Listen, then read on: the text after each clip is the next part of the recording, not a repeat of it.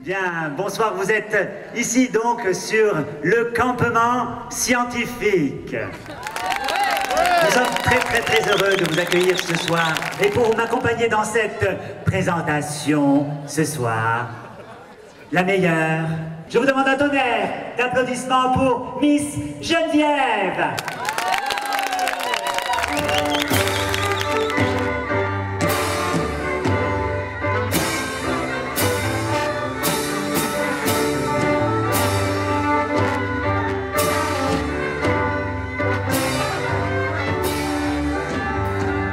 Je crois reconnaître Monsieur le maire.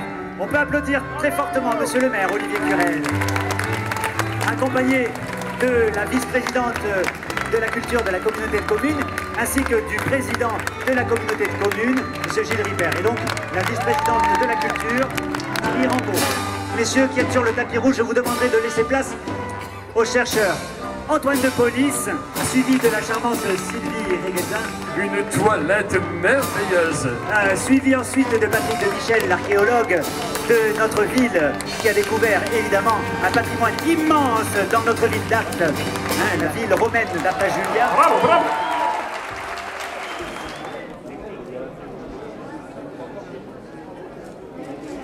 Là, on a les sujets de comment ça marche dans la tête quand on cherche, ou comment ça marche dans la tête quand on ne comprend pas, ou comment ça marche dans la tête quand on parle à une caméra, par exemple, ça pourrait être. Donc là, on invite des gens à faire ce protocole de recherche, parce que ça s'inscrit dans le campement scientifique, un événement fantastique qui commence aujourd'hui même et qui se finit samedi prochain. Là, eux, ils travaillent sur comment ça marche dans la tête quand on est heureux, et là, j'ai décidé de pas le faire, parce que c'était trop vertigineux pour moi. Alors, on va présenter les différents défauts visuels des yeux.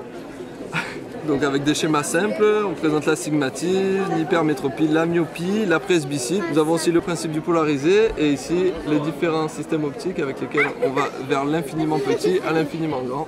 Voilà, un vaste domaine. En fait, ce qu'on peut dire de tout ça, c'est que la Terre, elle est faite de différentes pièces d'un puzzle, de différentes plaques, qui vont soit s'écarter, soit se rapprocher. Est-ce que ce genre de volcan est fort? Ce genre de volcan, on a dit qu'il n'était pas très méchant. Ouais, stop. Alors qu'est-ce qui se passe? Tu peux toucher aussi la matière, il n'y a pas de problème. Je t'ai piégé parce que tu as été filmé et maintenant tu vas aller voir ton image au ralenti. Ma spécialité c'est de filmer les chauves-souris et c'est ce style de caméra que j'utilise pour les filmer au ralenti. Bon là on est à 200 images secondes là.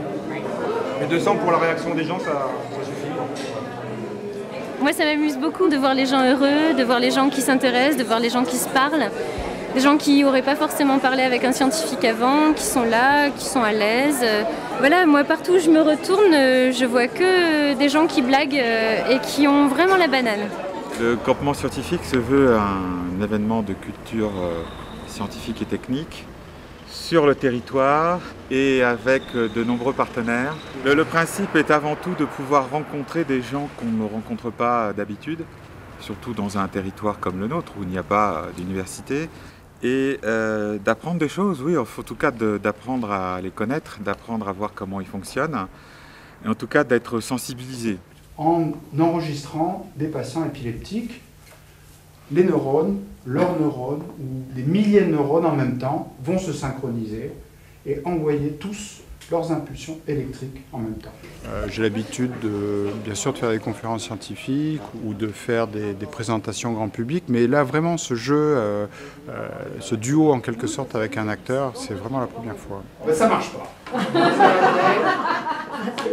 Mais bon, ça marche pas, pourquoi en fait? Et je propose au public, et là les scolaires ont très bien joué le jeu, d'être des neurones que moi je ne peux pas enregistrer et de se synchroniser pour que moi, chercheur, j'arrive à mieux comprendre comment les neurones se synchronisent. Et on vous propose des impromptus qui sont des balades dans la ville avec un chercheur et un artiste. Et moi je suis d'ici, je connais toute la ville.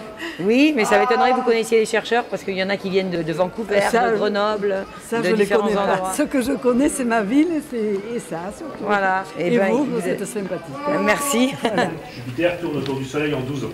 On peut imaginer un système comme ça, si on avait le Soleil là, on aurait une boule comme ça, 10 fois plus petite que cette grosse boule, à 70 mètres et qui tourne en 12 ans.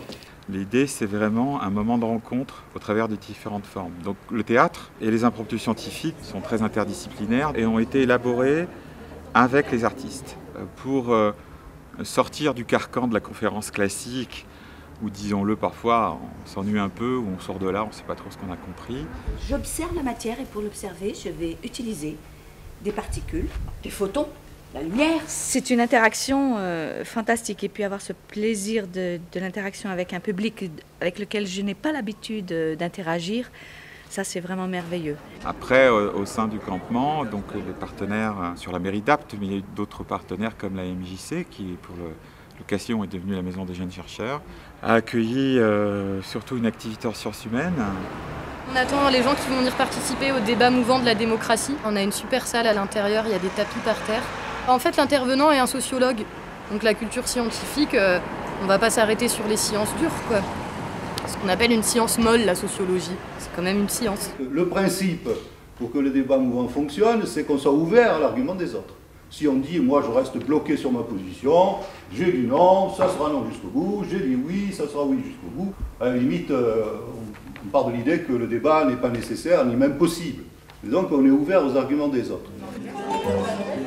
À partir de ces livres-là, ils ont créé le premier spectacle qu'ils appellent le T2-1, donc qui est à la fois un spectacle sur les choses et sur de l'origine des mathématiques. Est-ce que maintenant vous pourriez nous décrire, Jean, nous décrire votre objet de recherche, mais comme si nous étions tous là des spécialistes comme vous de votre sujet et de votre domaine? Le domaine sur lequel je travaille surtout, c'est la recherche c'est l'étude des... je pourrais dire ça.